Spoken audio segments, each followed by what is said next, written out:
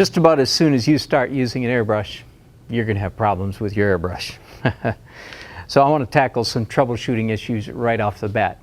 Very typically what will happen is you've got paint in your cup or paint in your well, and you'll be trying to get some real gentle tiny little line, and you'll be pulling the trigger back and nothing's coming out. Something is coming out here. You know, I want it to mess up and it won't do it the way, you know, the way it does when I'm on camera. It's working perfectly well. Typically what happens is no paint's coming out and you wonder what's wrong with it, and then God forbid the worst thing that happens, you know, you all of a sudden get a great big starburst blast of paint. What is wrong with the airbrush almost with every problem is that it's dirty. You've got paint gunked up in there somewhere, and I need to show you how to clean it out. The first and simplest step is simply to take off the protective cap. Now I'm taking apart an Iwata Micron, so this is what my parts look like. Yours may be slightly different. That's a protective cap. And the first thing you'll notice is that you can see the end of the needle just barely sticking out the end of the airbrush. And many times after you've been airbrushing for some time, this needle will be all gunked up with dried paint. What you want to do is very carefully take your thumbnail and your index finger and simply run it around like that and carefully pull the paint off there. Many times that will be all that's needed to get your airbrush working in perfect order again. Now if that doesn't fix it, then you may need to move to step number 2. Step number 2 would probably be taking out the needle. Take off the back of the airbrush, loosen the chuck that lets the needle slide out, and you can see now in this case I think all of that is wet, but many times after you've been painting for some time you'll have dried paint on your needle. Most of the time you can just rub it on a piece of paper very carefully. Remember, the needle, you already know the needle's kind of expensive and very easy to bend, so you handle it very gently all the time. Now if that still doesn't fix the problem, let's say we'll put it back together. You want to be careful, by the way, when you're pushing the needle back into the airbrush. It needs to navigate through the trigger area, so don't force it. You know, if you need to wiggle a little bit just to make sure it goes through. This is especially important with airbrushes that are perhaps less expensive than the Micron. The Micron almost always fits through there very precisely, but my other Iwata doesn't. It gets hung up there, so you just be very careful. Now if it's still not working, this one is, but let's pretend it's not working so I can talk about how to take the next piece apart. As you take off this, I don't know what you'd call it, I'd call it a cowling. It is a piece that causes the air and the paint to come together at the very point of the airbrush.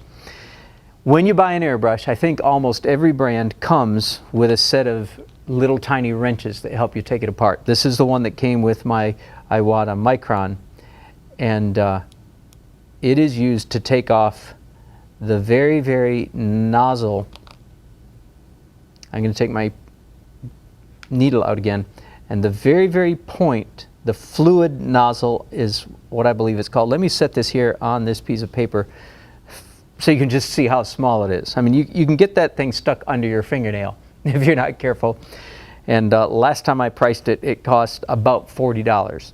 So it's not something that you want to lose, not something that you want to replace very often. And it is something that gets damaged moderately easily. If you're painting along with the needle exposed, that is, you have the protective cover off, if you give that needle a really good bang, many times the bang will actually damage the fluid nozzle. And I don't know about you, but I hate damaging my fluid nozzles. And but usually that's, if you clean that, that's enough to get the job done. Now, just a quick comment about, well, what do you clean it with?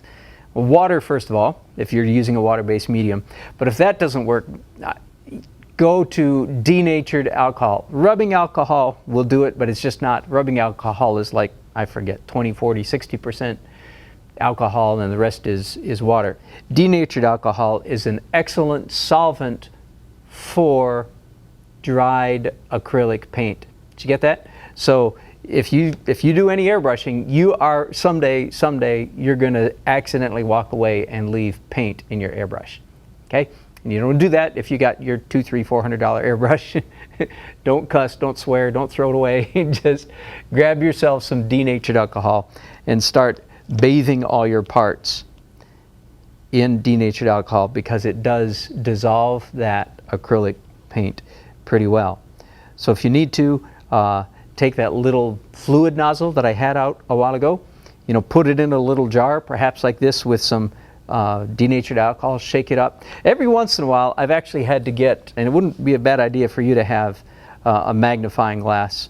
Every once in a while, I've had to actually get a magnifying glass out and look in the end of the fluid nozzle and take my needle and very carefully scratch dried paint off the inside of the fluid nozzle. I'm glad to report that has happened very rarely in my career, but it has happened, and I was very glad that I figured out a way to clean it. So those will usually resolve the problems that you have when the airbrush is not painting or when it's not spraying smoothly. I'll mention a couple other things. Once in a while, you'll have an airbrush that when you push the trigger down, it doesn't quite come back all the way, and air is leaking all the time out of the end of your airbrush. When that happens, you've got a worn out O-ring. Down here, there's actually several O-rings here, and you can order those. You can get on a catalog or go to an art supply store. You can order those O-rings and replace them. Until you get replaced, many times, again, a denatured alcohol. I've tried some WD-40 down in there, and it works quite well. As long as it always releases, stops blowing air when you take your finger off the trigger. That's what you want to make sure it does. Now, let's talk about what happens when you bend a needle. Number one, have an extra needle in your studio.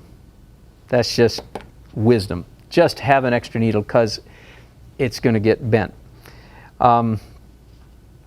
There are several different ways to try to bend a needle. One is, well, I should say one is, don't try. Just buy a new one. But if you're a fairly handy person, if you're good at working with mechanical things, you can probably do this. The simplest thing would be to simply put the needle down on a piece of paper. This is a nice Bristol board right here, not particularly abrasive, and I'm twisting it under my finger. That will get some of it out. Here's another trick that I've learned. Take 2 quarters, put the needle between the 2 quarters, and again, turn it, spin it like this. That will get almost all the kink out. Let me say this. I'm pretty good at straightening out needles, but there's absolutely no way to get a perfect factory straight needle again. Having said that, I've used repaired needles for hours and hours, days, weeks, months after they've been slightly bent, and I've repaired them and used them quite well. They're not quite as perfect as what comes out of the factory, but it's good enough. Let me get my needle repairing kit back here and show you if things get really serious. Now, again, the best solution is just to go to the store and buy more. But sometimes, you know as well as I do, especially if you're working like an artist, it's the middle of the night, the store's not open. A piece of emery cloth is very good for straightening out a needle. Remember, you don't want to put a texture on your needle. You want your needle to be very smooth. So this is very, very fine grade emery cloth. Another step that I've done is actually have a fairly smooth whetstone. And if things get really bad and you're desperate and you have to fix it, and again, I'm talking to those of you who are kind of good at mechanical things, okay? The rest of you, I love you, buy a needle. I've actually stuck this in my drill, my power drill, and tighten it up. So now I've got my drill with the needle sticking out the end of it, and I'll turn it on high speed, ring, and very, very, very carefully bring it down on a whetstone, which is kind of rough, and then bring it down on emery cloth, on emery paper, which is very smooth. And finally, the last thing I do is I actually have here some automotive buffing compound or automotive wax, and I'll put some of that on a piece of paper and make sure that I get my needle just absolutely glassy smooth. If I've used it on the whetstone, it's scratchy, it's too rough. Do you follow me? So whetstone, then emery paper, then buffing rubbing compound automotive rubbing compound. That should get your needle almost perfectly straight. Get familiar with your airbrush, how to take it apart, how to put it back together, because you're going to be doing some of that. And just understand that it comes with the territory. It's all part of the business. It happens to everybody.